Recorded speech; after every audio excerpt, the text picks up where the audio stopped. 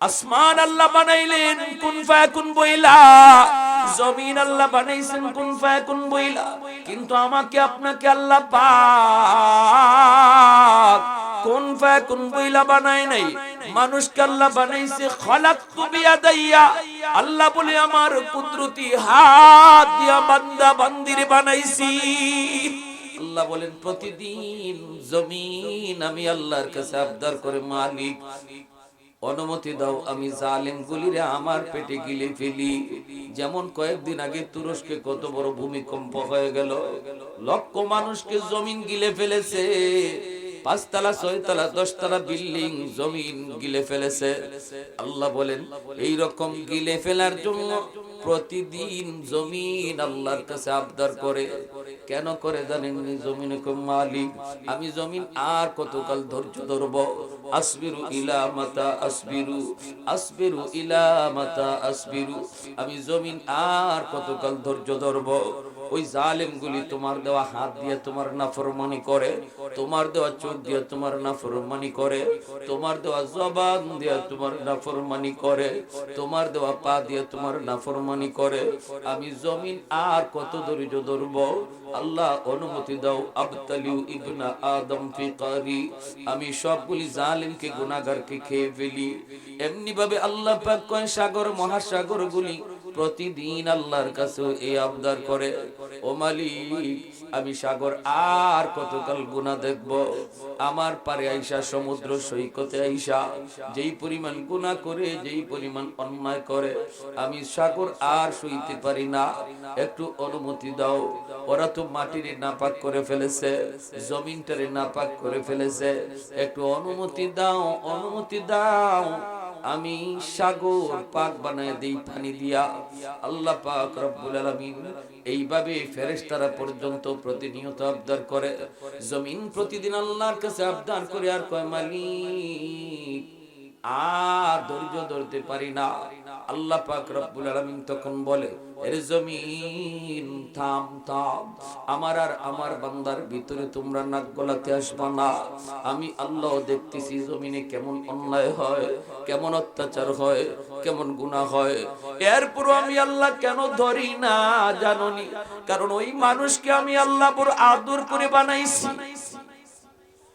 আমার ভাইরা বন্ধুরা যুবক, এজন্য একটু দিলটা নরম করে কথাগুলি শোনো। আল্লাহ পাক রব্বুল আলামিন পবিত্র কোরআনের সূরাতুত ৩ এর ভিতরে বলেন, এ মানুষ তোমার দাম সমাজের মানুষের কাছে কমে যায়, মানুষ তোমাকে দাম দেয় না যখন বৃদ্ধ বয়সে তুমি উপনীত হও, গায়ে তোমার শক্তি নাই, এজন্য গড়ও দাম দেয় না, সমাজেও তোমার কথা কেউ শুনতে চায় না। যৌবনে তুমি ধমক দিছো, 10 জন ভয় পাইছে, এখন তোমার ধমকে একটা বাচ্চাও ভয় পায় না, ঠিক না? কারণ তুমি নিজেই লাঠি বর দিয়ে হাঁটো, তোমার ধমকে বাচ্চাও ডরায় না। আর যৌবনে তোমার ধমকে 10 জন মানুষ চুপ হয়ে গেছে। আল্লাহ পাক রব্বুল আলামিন বলেন, যদি তুমি যৌবনে আমার গোলামি করো, যৌবনে যদি তুমি আমার গোলামি করো, যৌবনে যদি তোমার মসজিদে পাওয়া যায়, যৌবনে যদি তোমাকে রোজা রাখতে দেখা যায়, যেই সময়টাতে তোমার গায়ে শক্তি থাকবে না, মানুষ তোমাকে দাম দিতে চাইবে না, আমি আল্লাহ তোমাকে দামি বানায় দিব। তোমার যৌবনের যতগুলি আমল যৌবনে জারি ছিল, সবগুলি আমল আমি আল্লাহ বৃদ্ধ বয়সে আমল নামায় সমানভাবে জারি রেখে দিব। ইল্লাল্লাযীনা আমানু ওয়া আমিলুস সালিহাত ফালাহুম আজরুন গায়রু মামনুন। আল্লাহ পাক বলেন, এ ফেরেশতারা শুন, আমার বান্দা ঘরে নামাজ পড়ে, মসজিদে যাইতে পারে না, গায়ে তার শক্তি নাই, কোমরে তার ব্যথা, হাঁটুতে ব্যথা, ভয় হয় মসজিদে গেলে পরে অ্যাক্সিডেন্ট হওয়ার সম্ভাবনা রয়েছে, পড়ে যাওয়ার ভয়, এজন্য আমার বান্দা ঘরে নামাজ পড়ে, শরীর উজর তার ভিতরে পাওয়া গেছে, এতটা দুর্বল, এতটা দুর্বল, সে অসুস্থ, এজন্য মসজিদে যেতে পারে না।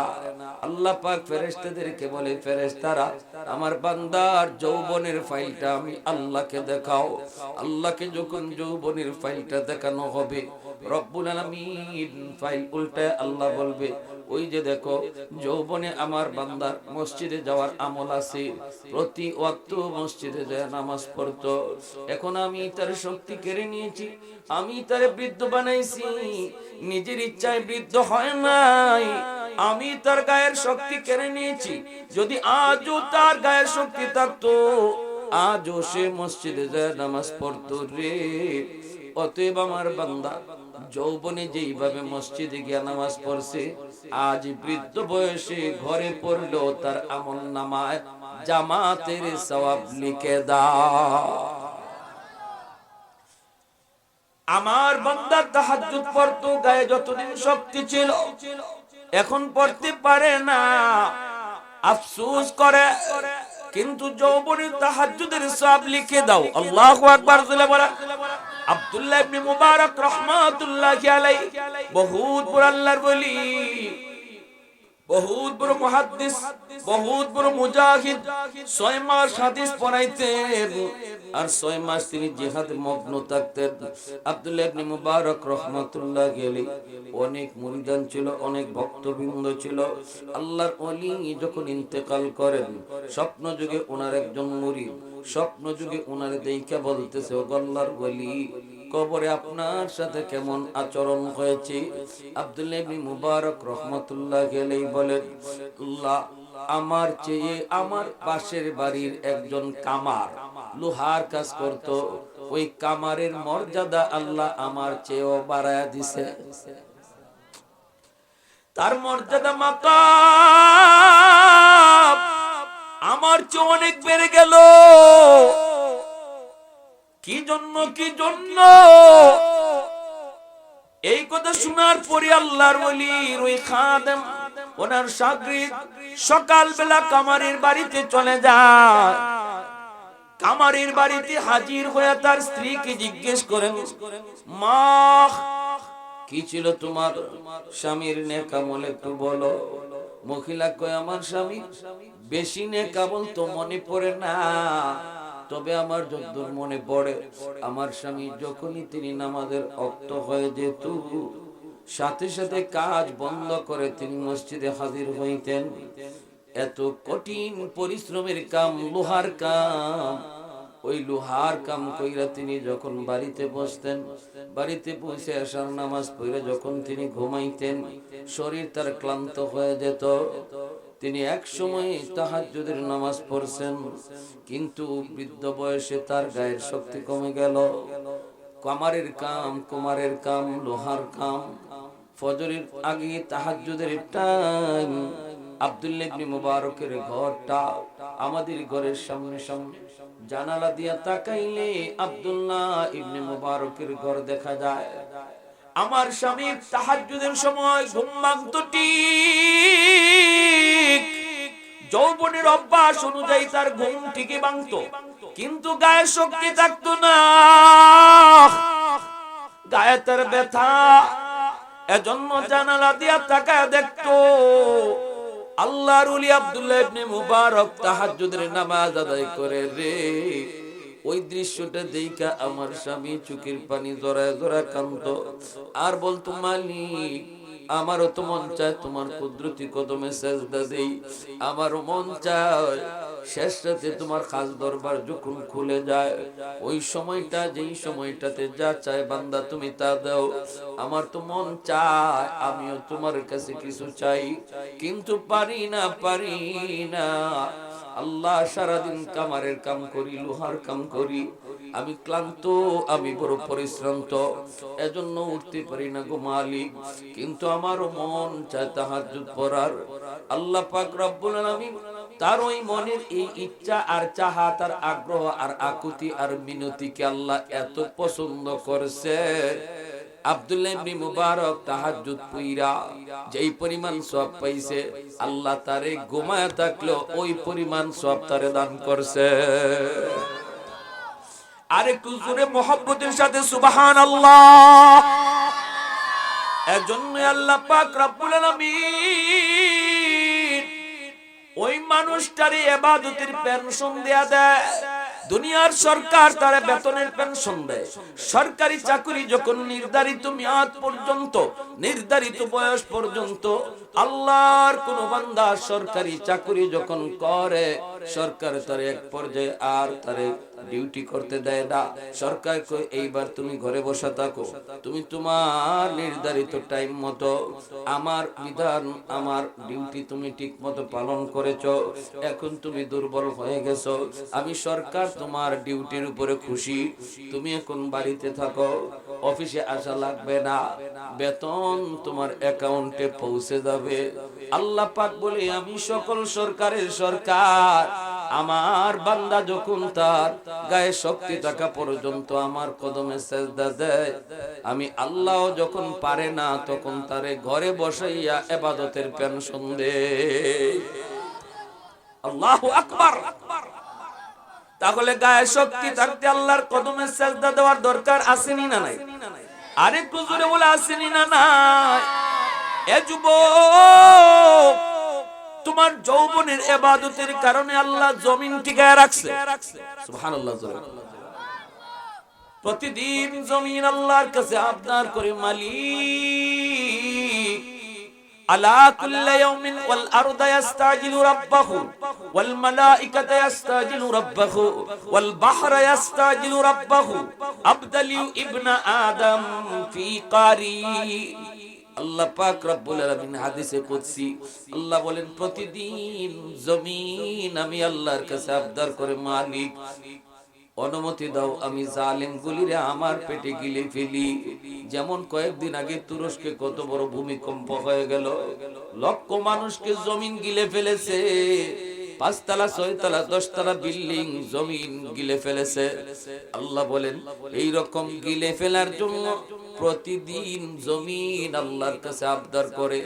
কেন করে জানেন? জমিনে কো মালিক আমি জমিন আর কতকাল ধৈর্য ধরব?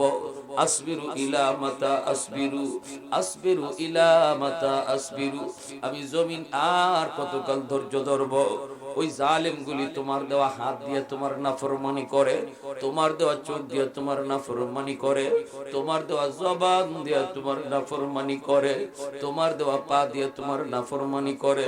আমি জমিন আর কত ধৈর্য ধরব? আল্লাহ অনুমতি দাও, আবতালিউ ইবনা আদম ফি কারি, আমি সবগুলি জালিমকে গুনাহগারকে খেয়ে ফেলি। এমনি ভাবে আল্লাহ পাক কয় সাগর মহাসাগর গুলি প্রতিদিন আল্লাহর কাছে এই আবদার করে, ও মালিক আমি সাগর আর কতকাল গুনাহ দেখব? আমার পারে আইসা সমুদ্র সৈকতে আইসা যেই পরিমাণ গুনাহ করে, যেই পরিমাণ অন্যায় করে, আমি সাগর আর সইতে পারি না, একটু অনুমতি দাও। ওরা তো মাটিরে নাপাক করে ফেলেছে, জমিনটারে নাপাক করে ফেলেছে, একটু অনুমতি দাও, অনুমতি দাও, আমি সাগর পাক বানায় দেই পানি দিয়া। আল্লাহ পাক রব্বুল আলামিন এইভাবে ফেরেশতারা পর্যন্ত প্রতিনিয়ত আবদার করে। জমিন প্রতিদিন আল্লাহর কাছে আবদার করে আর কয়, মালিক আর ধৈর্য ধরতে পারি না। আল্লাহ পাক রব্বুল আলামিন তখন বলে, এর জমিন থাম থাম, আমার আর আমার বান্দার ভিতরে তোমরা নাক গলাতে আসবা না। আমি আল্লাহ দেখতেছি জমিনে কেমন অন্যায় হয়, কেমন অত্যাচার হয়, কেমন গুনাহ হয়। এরপর আমি আল্লাহ কেন ধরি না জানোনি? কারণ ওই মানুষকে আমি আল্লাহ বড় আদর করে বানাইছি। আসমান আল্লাহ বানাইলেন কুন ফায়াকুন বইলা, জমিন আল্লাহ বানাইছেন কুন ফায়াকুন বইলা, কিন্তু আমাকে আপনাকে আল্লাহ পাক কুন ফায়াকুন বইলা বানায় নাই। মানুষকে আল্লাহ বানাইছে খলাকতু বিয়াদাইয়া, আল্লাহ বলে আমার কুদরতি হাত দিয়া বান্দা বান্দিরে বানাইছি। কারণ এই চেহারার মধ্যে তো দামি কপাল, এই কপাল দিয়া বান্দা আমার কুদরতি কদমে সেজদা দেয়, এই কপাল দিয়া বান্দা আমার কুদরতি কদমে সেজদা দেয়। এই কপাল কুন ফায়াকুন বললে হয় না, এই কপাল ফেরেশতাদের হাতে বানাইলো হয় না, এই কপাল আমি আল্লাহ নিজের হাতে বানাইছি, আমি নিজের হাতে বানাইছি। এ জমিন থাম থাম, জানোস নি জমিনের মধ্যে এখনো 4টা শ্রেণী আছে। এই 4 শ্রেণীর কারণে আমি আল্লাহ জমিন টিকায় রাখছি। লাউলা মাশাইখু রুকা ওয়াশ-শাবাবু খুশা ওয়াল আতফালু রুদ্দা ওয়াল আনআমু রুত্তা লাজআলতুস সামাআ হাদিদা والأرض خفصفا والتراب رمادا وما أنزلت من السماء قطرا وما أنبت من الأرض نباتا بل أنزلت عليكم العذاب صبا আল্লাহ পাক রব্বুল আলামিন বলেন এই জমিনের মধ্যে এখনো কিছু বৃদ্ধ বান্দা বান্দি রয়েছে, চুল দাড়ি তাদের সাদা হয়ে গেছে, কোমরে তার ব্যথা, হাঁটুর জয়েন্টে জয়েন্টে ব্যথা, সেজদা দিতে গেলে তার কষ্ট হয়। এরপরও সাদা চুল সাদা দাড়ি আমার কিছু বান্দা বান্দি, ওরা বৃদ্ধ বয়স কষ্ট করে আমি আল্লাহকে সেজদা দেয়। এদের সেজদার দিকে তাকাইলে জমিনের প্রতি আমি আল্লাহর মায়া লেগে যায়। ওয়াশ-শাবাবু খুশা, আল্লাহ পাক বলেন এখনো জমিনের ভিতরে এমন যুবক, এমনও কিছু যুবক রয়েছে যেই যুবক যৌবনের পাগলামি করে না, যৌবনে গুনার কাজে যায় না, যৌবনে গান বাজনার আয়োজন করে না, যৌবনে সে বাপ মার সাথে বেয়াদবি করে না, যৌবনে মুরব্বীদের সাথে বেয়াদবি করে না, যৌবনে হারাম কাজে যায় না, যৌবন কালে মদ গাঞ্জা আবার দিকে যায় না, যৌবনে তার মসজিদে পাওয়া যায়, যৌবনে তার মাথায় টুপি পাওয়া যায়, যৌবনে তার মুখে দাড়ি দেখা যায়, যৌবনে বাপ মার সেবা করতে পাওয়া যায়, যৌবনে মুরব্বীদেরকে শ্রদ্ধা করতে দেখা যায়, উলামায়ে কেরামকে তাজিম করতে দেখা যায়। অবৈধ প্রেম ভালোবাসা অন্তরে রাখে না, বরং আমি আল্লাহর প্রেম অন্তরে জমায় নেয়। ওই যুবকগুলির কলিজার দিকে তাকাইলে এই গুনাহগার জমিনের প্রতি আমি আল্লাহর মায়া লেগে যায়। আল্লাহ বলে রে জমিন, 3 নাম্বার হলো জমিনের ভিতরে এমনও কিছু পশু পাখি আছে, যদি জমিনে গজব নাজিল হয় মানুষের সাথে ওই পশু পাখিগুলি ওরাও গজবে শামিল হয়ে যায়। অথচ পশু পাখির কোনো অন্যায় নাই, কোনো অপরাধ নাই, এদের কোনো দোষ নাই, কারণ পশু পাখির উপরে আমি আল্লাহর কোনো বিধান নাই, বিধান জারি হয়েছে মানুষের উপর। এই মানুষের গুনার কারণে যখন আসমানি জমিনি গজব জমিনে নেমে আসে, পশু পাখিগুলি তারাও গজবের শামিল হয়ে যায়, গজবের ভিতরে পড়ে যায়। ওদের দিকে তাকাইলেও এই জমিনের প্রতি আমি আল্লাহর বড় মায়া লেগে যায়।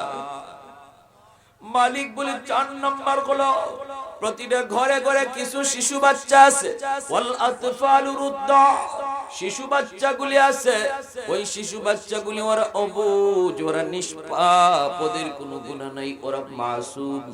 গুনাহ করছে তার বাপি, গুনাহ করছে তার মা, গুনাহ করছে তার বড় ভাই, ওই বাপ মার গুনার কারণে জমিনে যখন গজব আসতে চায় আল্লাহ পাক বলে তখন ওই গজবের ভিতরে এই ছোট্ট ছোট্ট মাসুম বাচ্চাগুলি এরাও গজবের মধ্যে পড়ে যায়।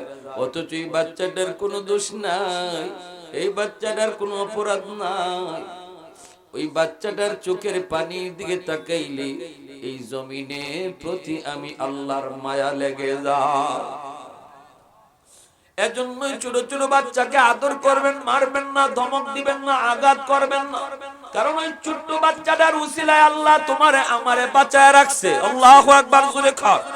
আযাব গজব থেকে আল্লাহ পাক ছোট ছোট অবুঝ নিষ্পাপ বাচ্চাগুলির খাতিরে আল্লাহ জমিনে গজব থেকে জমিনে বাঁচায়। ঘরের বাচ্চাগুলির মায়া করবেন, দুষ্টামি করলো মারবেন না, একটু শাসন করবেন, একটু ধমক দিবেন, কিন্তু দিল দিয়া ভালোবাসবেন, অন্তর দিয়া বাচ্চাগুলির আদর করবেন, বুক ভরা ভালোবাসা বাচ্চাগুলির দিবেন। আল্লাহ খুশি হবে, কারণ ওরা নিষ্পাপ, ওরা নিষ্পাপ, ওদের কোনো গুনাহ নাই। ভাইরা বন্ধুরা জন্য বলতেছিলাম আল্লাহ পাক রব্বুল আলামিন ওই জমিন এবং ওই সাগর মহাসাগর এদেরকে আল্লাহ প্রতিদিন ধমক দেয়, চোর কথা বলবি না। এটা আমি বুঝবো আর আমার বান্দা বান্দি বুঝে। এই জমিনে এমন আমার কিছু বান্দা বান্দি আছে উলামায়ে কেরামের কথা শুই না কখন জানি দিল গলে যায়, গুনার বোঝা নিয়ে মাহফিলে হাজির হয়, আর কোন কথাটা কখন জানি দিলে বসে চোখের পানি ধরে তওবা করে, আমি আল্লাহ তার পিছনের জীবনের সব গুনাহ মাফ করে দেয়। শুধুমাত্র গুনাহ মাফ করে আল্লাহ তা না, ফাউলাইকা ইউবাদদিলুল্লাহু সাইয়্যাতিহিম হাসানাত, আল্লাহ পাক বলে আমি তার পিছনের গুনাহগুলিকেও নেকি দ্বারা বদলায় দেই নেকি। এজন্য রে ভাই, এখানে আমরা যারা বসলাম এখন যদি খাঁটি দিলে নিয়ত করি মালিক আর গুনাহ করব না। এ যুবক, অনেকগুলি যুবক চোখে পড়তেছি, যৌবন কালটারে অনেক মূল্যায়ন করো, কারণ এই যৌবনই আল্লাহকে খুশি করার টাইম। যৌবন কালটাই হলো আল্লাহরে খুশি করার বয়স। এই যৌবনে যুবক যখন আল্লাহর বিধান মানে আল্লাহরে ডরায়, আল্লাহরে ভয় পায়, তখন আল্লাহ পাক রব্বুল আলামিন যুবকের নাম ওলির খাতায় তুলে, কেন তুমি তওবা করবা না? তুমি মনে করতেছো আমার এখনো বয়স হয় নাই, এখনো আমার নামাজ ধরার টাইম হয় নাই, এখনো গুনাহ ছাড়ার বয়স হয় নাই। এর যুবক, একটু তাকায় দেখো না, ডান দিকে তাকাও, তোমার বন্ধু কবরে শুয়ে আছে, বাম দিকে তাকাও, খেলার সাথী কবরে চলে গেছে, সামনের দিকে তাকাইলে দেখবা লেখাপড়ার সাথী কবরে শুয়ে আছে। মানুষের গড় আয়ু কমে গেছে, মুরব্বীর সংখ্যা সমাজে আস্তে আস্তে কমে যাইতেছে, আর যুবকগুলি মুরব্বী হওয়ার টাইম পায় না, চুলদারি সাদা হওয়ার টাইম পাওয়া যায় না, এর আগেই কবরের ডাক চলে আসে, তোমার মতো যুবক সেও মনে আশা করেছিল আমি নামাজ ধরবো, আল্লাহর ভয় করব, গুনাহ ছাড়বো, একটু সময় পার হোক, জীবনে সেই সময়টা আর পায় না, সেই সুযোগ আর পাই নাই। আমার মসজিদের পাশে একজন টেইলার, টাটকা যুবক, সারা রাত টেইলারি কাজ করছে। ঈদের রাত সকালবেলা মানুষজন গেছে তার কাপড় চোপড় আনার জন্য, কিন্তু যায় দেখে টেইলারে দরজা খুলে না, অথচ ভিতর থেকে এখনো গান বাজতেছে, মোবাইলের গান শুনতেছিল আর কাজ করতেছিল। দরজা ভাঙে ভিতরে ঢুকলো, ঢুকে দেখে গান ঠিকই বাজে, যুবকের লাশটা মেশিনের পাশে পইরা আছে। এই যুবক তো জানতো না এই রাতটাই তার জীবনের শেষ রাত। তুমি কেমনে জানলা? ইয়ারফোন লাগায় রাতে ঘুমাও, এই রাতটা তোমার জীবনের শেষ রাত হবে না, তোমারে কে বললো?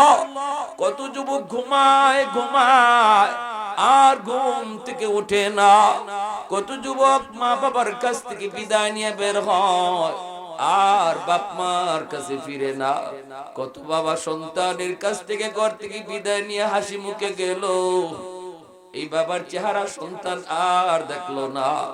অতএব তোমারে কে এই গ্যারান্টি দিল রে যুবক? একটু মনটা দিলটা নরম করে কথাগুলি শোনো, এই বয়সটাই হলো আল্লাহকে খুশি করার বয়স।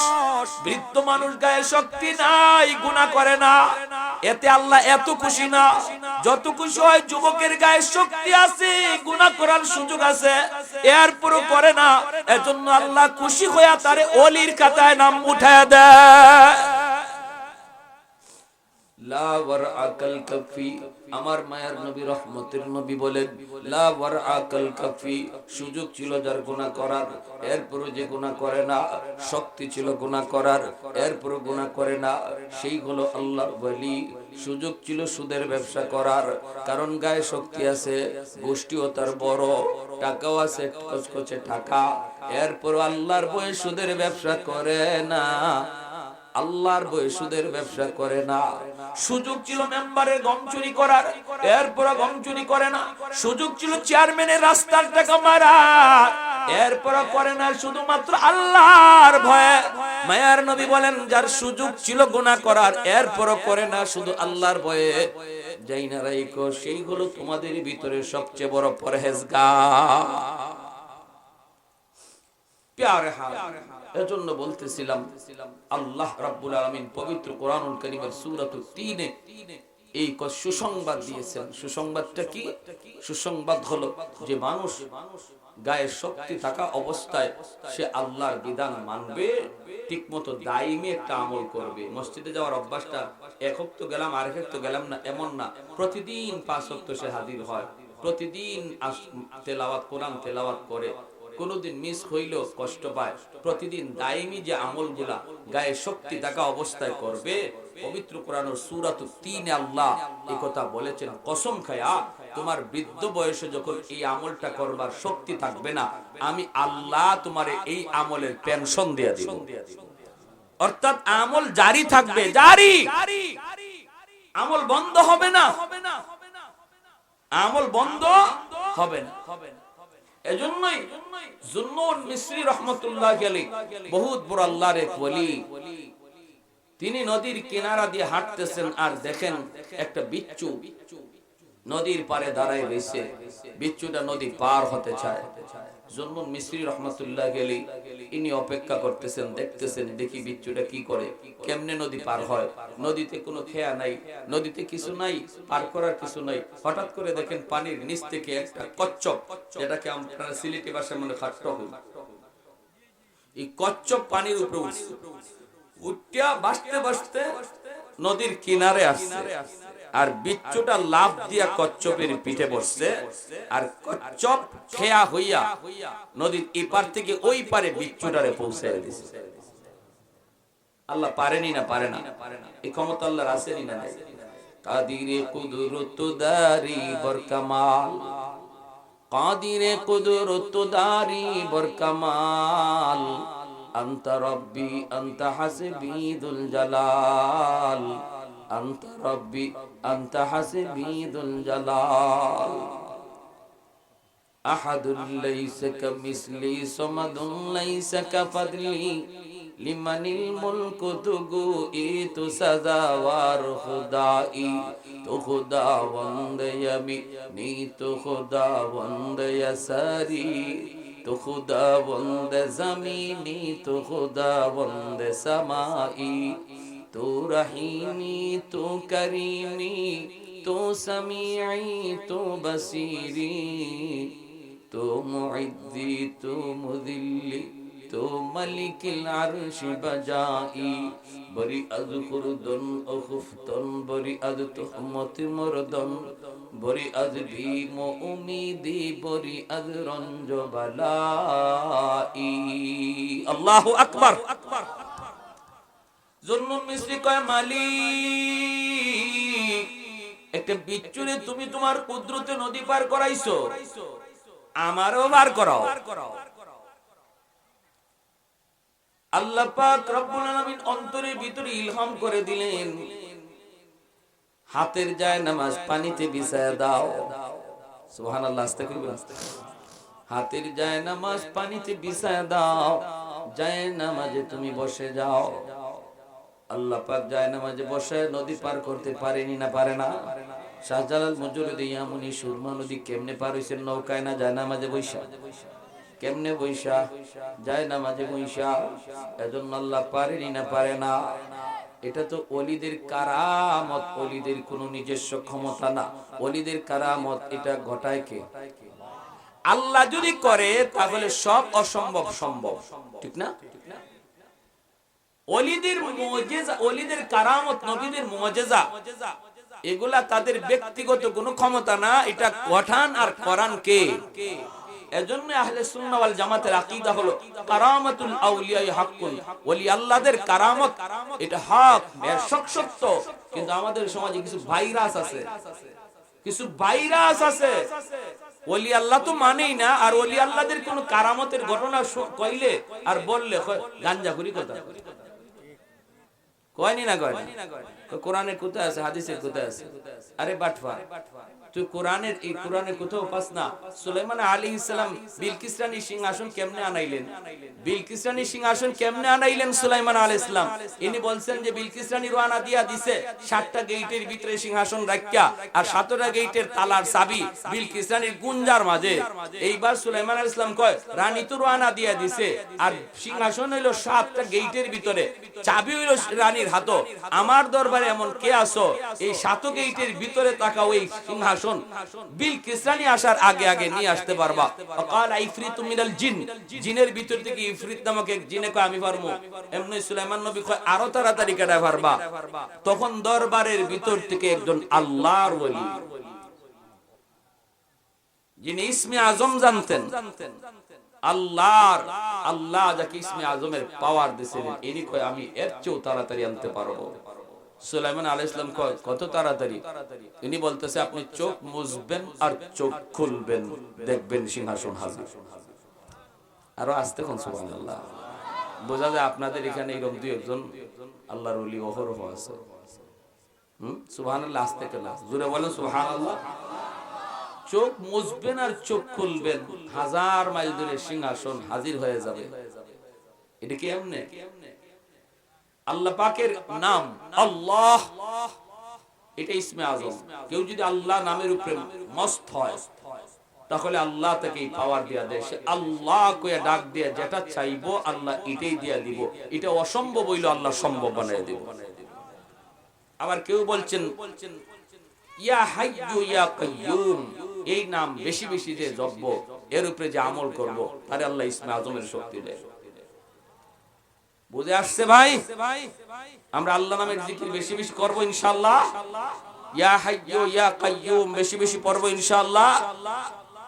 সুলাইমান আলাইহিস সালামের সামনে সিংহাসন হাজির হয়ে গেছে, মাটির নিচ দিয়া সিংহাসন হাজির করে ফেলাইছে।